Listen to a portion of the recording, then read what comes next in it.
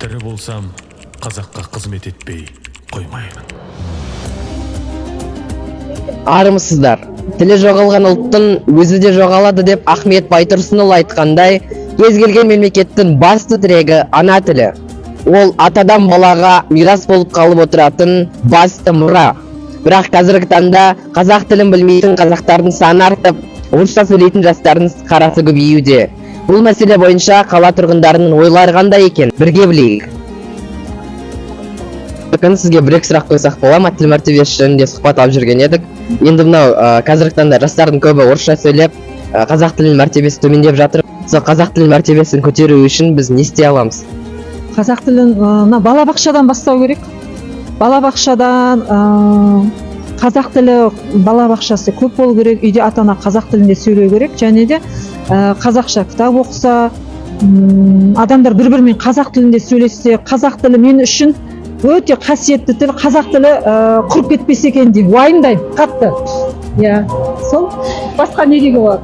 Балабақшадан бастау керек деп жатсыз. Өзіңіздің үйіңізде балаларыңыз қазақ тілінде сөйлей ме? Иә, мысалы үлкен балам жасы 23-тен асты.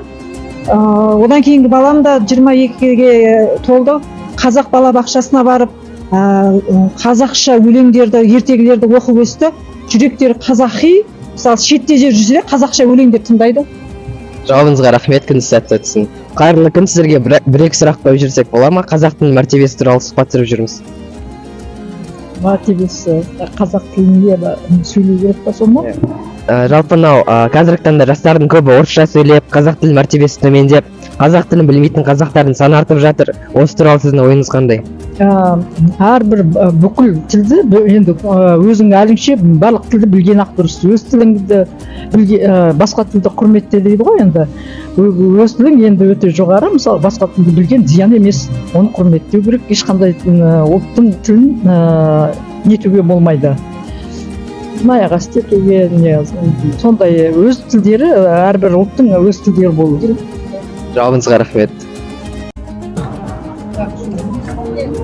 Қайырлы күн, сіздерге бір-екі сұрақ қойсақ бола ма? Көп қазақтардың қазақ тілін білмеуі мен жастардың арасында орыс тілінің кеңінен таралып, қазақ тілін ұмытып жатқанына сіздің ойыңыз қандай? Менің ойымша ол азаматтардың өзінің еріктері ғой, қай тілде сөйлесе де. Бірақ та оны мемлекеттік органдар бастау керек сияқты. Мысалы қазіргі кезде халыққа қызмет көрсету орталығы дегендер барлығында қазақша, негізінен орысша жүреді ғой. Құжаттардың барлығында орысша жүреді. И мемлекеттік органдар бастап қазақша сөйлейтін болса, онда адамдар өздері сөйлейтін сияқты меніңше. Ал кәдімгі адамдардың күнделікті өмірде қазақша, орысша сөйлеуі ол өз еріктері қай тілде сөйлесе де.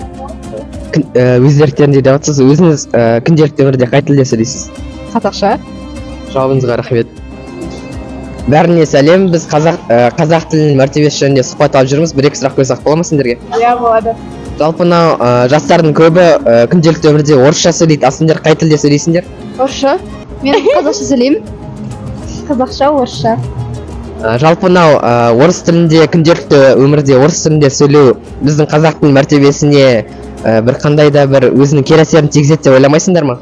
Иә, ойлаймын. Себебі Қазақстанда жүріп орысша сөйлеу ол өте қате деп ойлаймын. Иә, деп ойлаймын. Себебі біздің ата-бабаларымыз талай соғыс жылдарда қан төгіп, шайқасқа төккен қазақ тілін қорғау үшін, ал біз орысша сөйлейміз. Өз тіліңді құрметтеп, өзге тілдің бәрін біл дейді. Сол үшін қазақ тілін әрқашан биікте ұстауымыз керек. Жақсы жауаптарына рахмет. Өздерінің достарыңмен жалпы орысша сөйлеп жатқан кезде сендер намыстанып, өздерінің бір нұсқаулықтарын да айтып жүрсіңдер ме? Иә. Жоқ. Иә, мен кейде достарым орысша сөйлеген кезде намыстанып кетемін. Себебі Қазақстанда жүріп орысша сөйлеу ол маған жаман көрінеді. Жақсы жауаптарына рахмет. Күн, сізге қазақ тілінің мәртебесі бойынша сұрақ қойсақ бола ма? Жалпы мынау қазіргі таңда өзіңізге белгілі шығар, өте ауқымды мәселе болып жатқан қазақ тілінің мәртебесінің төмендеуі, жастардың орысша сөйлеуі. Осы туралы өзіңіздің ойыңызды айтсаңыз. Иә, қазіргі таңда орыс мінез адамдар көп болып кеткен. Қазақ болып тұра өз ана тілінде сөйлей алмайды. Мен соған қапыдамын негізі жалпы. Ана тілін білмей орысша сөйлеген адамдарды түсінбеймін. Өзге тілдің бәрін біл, өз тіліңді құрметте деп Қадыр Мырзали айтқандай, өзіміздің тіліміздің мәртебесін көтеру біздің парыз.